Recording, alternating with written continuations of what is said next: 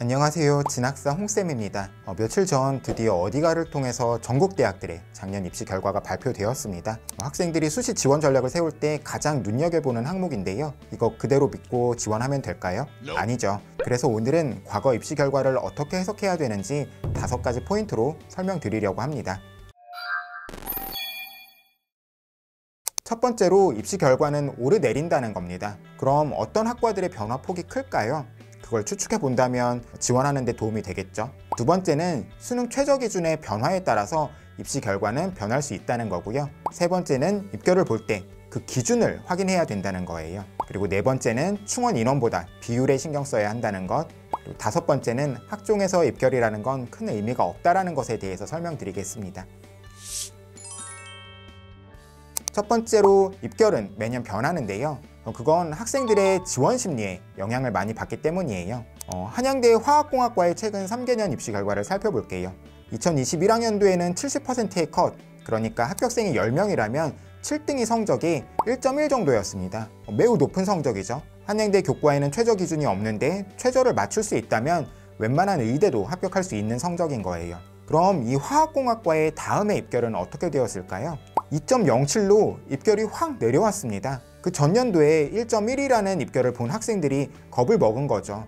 물론 1.12 이렇게 높은 성적으로 지원한 학생들도 있었지만 그렇게 합격한 학생들은 다른 대학으로 다 빠져나가거든요. 그러다 보니까 조금 애매했던 학생들 1.4, 5, 6 이런 학생들은 화학공학과보다는 조금 입결이 낮아 보이는 학과들로 지원을 하고 화공과에 지원 안 하다 보니까 중간에 있는 성적대 학생들이 비어서 에라 모르겠다, 2등급이지만 한번 써보자 이렇게 지원했던 학생까지 합격할 수 있었던 거예요.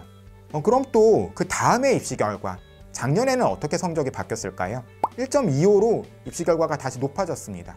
경쟁률은 무려 25.5대 1이었어요. 한양대 다른 학과들보다 경쟁률이 2배에서 4배가량 높았죠. 그건 아마도 2.07이라는 입결을 보고 수험생들이 막 몰려들어서 입결이 높아졌다고 해석해야 될 것 같습니다. 작년 성대 글로벌 경영 교과 입결은 1.99였어요. 경영이나 사회과학보다도 낮았고 아동 청소년학보다도 낮았습니다. 물론 글로벌 학과들의 최저 기준이 다른 학과들보다 한 등급 높기는 했지만 그래도 어쨌든 학과가 가진 선호도에 비해서 낮은 입결이었다고 할 수 있어요. 글로벌 경영이 글로벌 경제나 글로벌 리더보다도 낮기도 했고요. 이러면 아마 올해 성대 글로벌 경영의 교과 입결은 올라가게 되지 않을까요? 거기에 뒤에서 설명하겠지만 성대 교과는 최저 기준도 완화되거든요.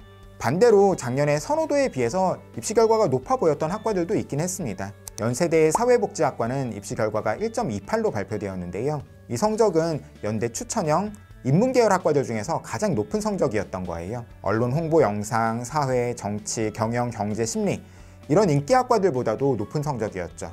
물론 연대 추천형은 면접이 있으니까 다른 변수 같은 것들이 있을 수 있어요. 또 단순 평균 등급으로 학생을 선발하는 게 아니라 Z점수 같은 것을 쓰니까 조금 다를 수 있겠지만 작년 사회복지의 입결이 너무 높아 보이는 건 사실이죠. 그렇게 되면 학생들은 지원을 꺼릴 수밖에 없을 거예요. 그렇게 지원 심리가 약해지면 입시 결과도 하락할 수 있을 거고요. 그러니까 입시 결과를 확인할 때는 작년 것만 확인해서는 안 됩니다. 적어도 3개년치를 확인하면서 이 학과 입결이 작년에 일시적으로 튀었던 건 아닐까 확인해 볼 필요도 있고요. 두 번째로 그 학과의 입결만 보는 게 아니라 다른 주변 학과들의 입시 결과도 살펴보면서 이게 적절한 수준이었는지 확인하면서 입시 결과를 해석해 보시면 좋겠습니다. 두 번째는 수능 최저학력 기준을 확인해야 된다는 건데요. 수능 최저학력 기준이 변하면 입시 결과도 변합니다. 최저가 완화되면 입결은 일반적으로 올라갑니다. 최저 기준을 충족하는 학생들이 많아지기 때문이죠.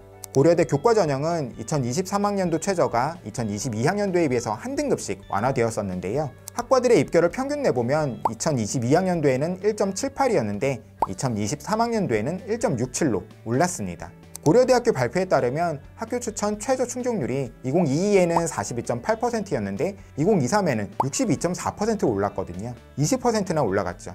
이렇게 최저를 충족하는 학생이 많아지면 입시 결과는 올라갈 겁니다. 반대로 최저 기준이 강화된다면 입시 결과는 내려갈 수도 있을 거예요. 그런데 최근 대입의 흐름이 최저 기준을 폐지하거나 완화하는 추세지 강화하진 않거든요. 올해가 아닌 내년에는 연대나 한양대 교과 전형에 최저 기준을 도입하기 때문에 이런 대학들은 입시 결과가 현재 수준보다는 다소 낮아질 수도 있겠지만 올해는 최저 기준 때문에 입결이 낮아지거나 최저 충족률이 높아지는 경우는 거의 없을 것 같습니다.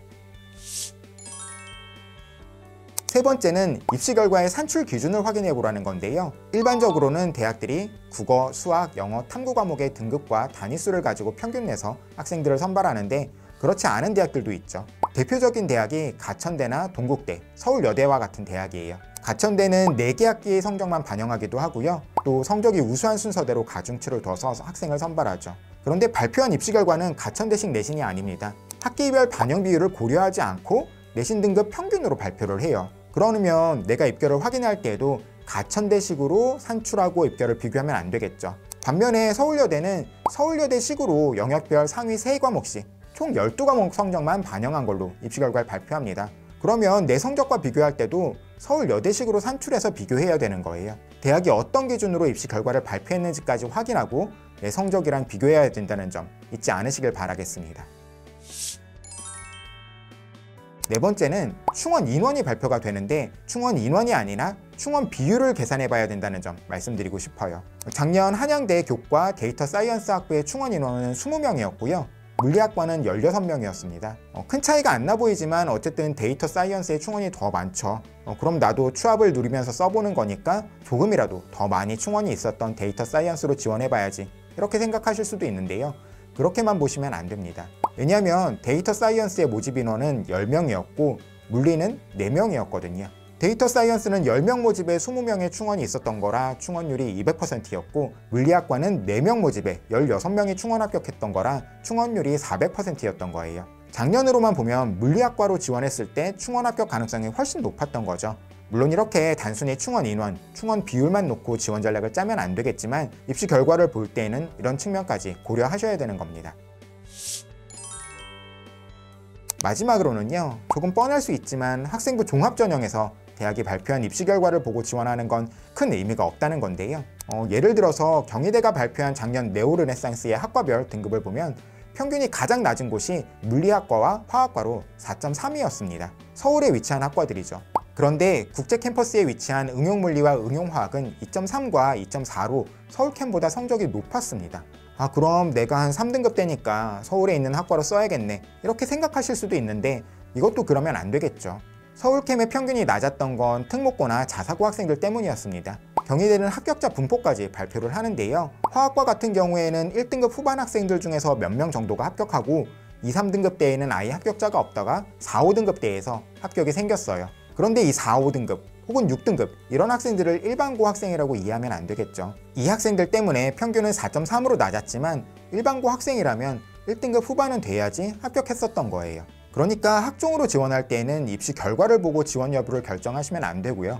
담임 선생님이나 진로 선생님과 학생부 내용을 바탕으로 상담을 하면서 그리고 또 고등학교 과거 입시 결과와 비교하면서 지원 여부를 결정하셔야 될 겁니다. 오늘 이렇게 대학이 발표한 입시 결과를 볼 때 주의해야 하는 점 5가지를 설명드렸는데요. 앞으로도 계속 올해 수시 지원하는 데 있어서 생각해 볼 만한 점들을 설명드리려고 해요. 계속 입시 시그널 관심을 가지고 살펴봐 주시면 감사하겠습니다.